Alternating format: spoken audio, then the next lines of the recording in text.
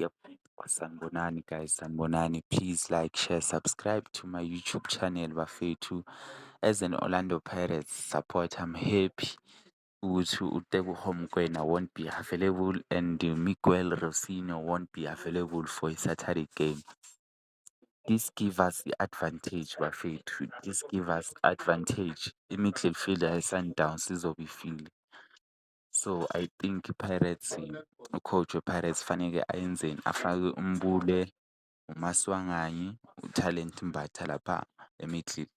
Yes, for us to win i-game it has to be like that yabo. Ama-defender we-Sundowns most are-slow yabo. So leyo kuzoba i-advantage ku-Pirates.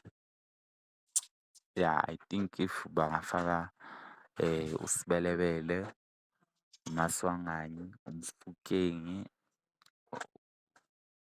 Ule, uTalent Mbatha bese si-strike ngobani? Ngo-Aphollisis yabo.